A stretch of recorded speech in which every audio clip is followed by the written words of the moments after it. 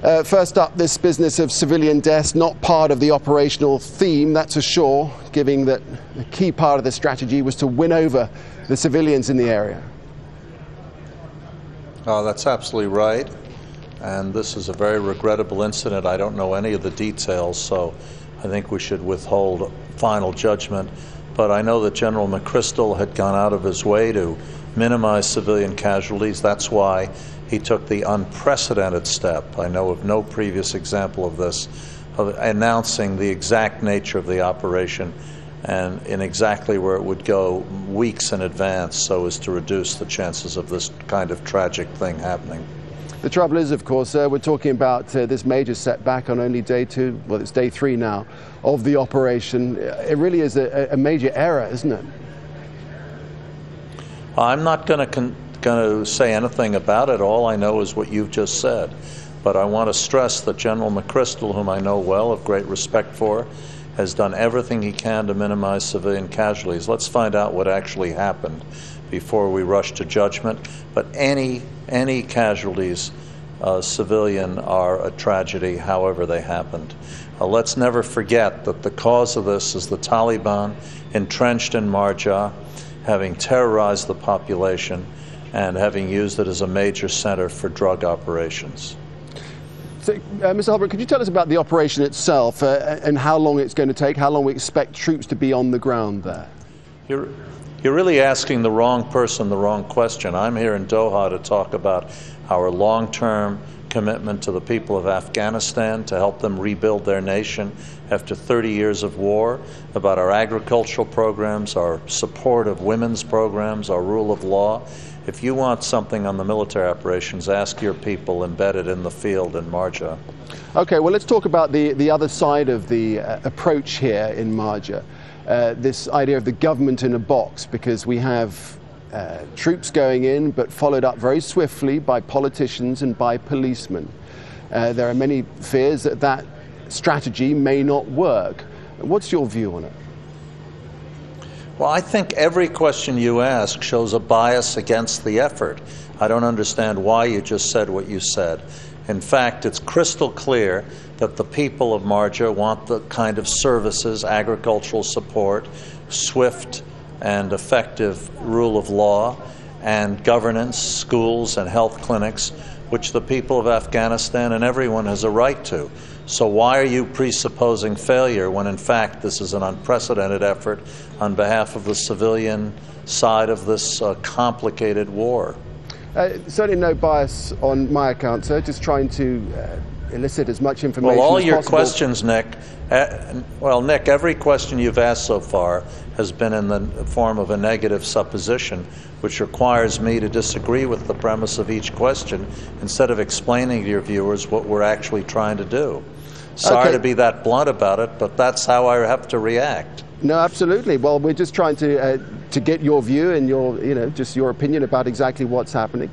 So tell me how the strategy fits into the broad scheme of the way future events are going to take place in Afghanistan, given that this is just the beginning, I understand, of a wholesale approach to the future of the country. The object here is to protect the population and help the government provide services. What you call government in a box is part of a major effort designed to offer services to the people of Afghanistan, even in the most difficult areas, like the one this operation is taking place in. This is a difficult process, and success is not guaranteed. But the commitment of the United States and our allies, and above all, of the Afghan government and its own security forces, is very high here. And I'm watching this operation with great interest. I will go to Afghanistan tomorrow to talk to General McChrystal, Ambassador Eikenberry, and their colleagues, and get their assessment of how the situation is going. This is the biggest operation of the war, but it's about a lot more than the military. It's about restoring the services to the people of Afghanistan after years in which they were terrorized by the Taliban. Just how big a challenge do you think this is, and how hard will it be for this strategy to succeed, given that our correspondents in the area have reported, we were speaking to James Bays a little bit earlier, and he was talking about the many, many times that he's been down to Helmand province, and that there is this complete lack of trust in the government. And therefore, as this idea of government in a box comes into play, it will be harder than ever for it to actually take effect in the way that the world wants it to. Well, it's a very good question, Nick, and in fact, we will see what happens here. I'm not going to prejudge it. I will say this, though. You said a moment ago there's distrust of the government, but I think your correspondents should admit as well that of course there is distrust of the government. I don't question that. But there is tremendous distrust and dislike of the Taliban. The people of the area who once were in the 1960s, as I'm sure you know, this was the area where international aid, and particularly American aid, was most intense, and people remember the Americans very positively. The task here is to come in, clear the area, and then get good government services in. It's a daunting task in a country which has been racked by war for over 30 years. It's going to be tough to do, and let's not kid ourselves. So we're all watching this operation with great interest. Last year in Nawa district in southern Helmand, the military operation was a great success, but there weren't enough government troops along. There weren't enough government officials along.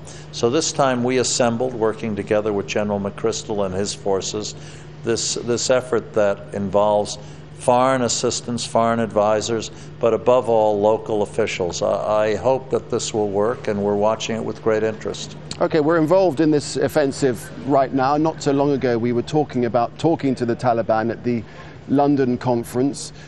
Presumably that's some way down the line, but still very much part of a strategy that you would like to see being in place in the future?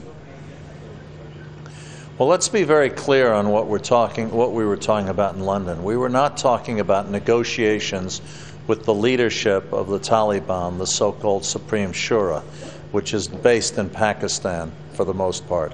We were talking about opportunities for people who fight with the Taliban to come in from who are not ideologically committed, who are not committed to the ideology, the false ideology of al-Qaeda, the misrepresentation of true Islam that is represented by both the Taliban and al-Qaeda, and opportunities for them to participate peacefully in the political structure of Afghanistan. And that is what was talked about in London. So let's be very clear on that. This was not about negotiating a power sharing or peace settlement. It was about an opportunity for people to come in and rejoin the peaceful rebuilding of Afghanistan. That is what President Karzai talked about. That's what Secretary Clinton and I talked about. And that is what we are committed to doing with great international support. Richard Holbrooke, we'll leave it there. We appreciate your time. Thank you very much indeed. Thank you, Nick.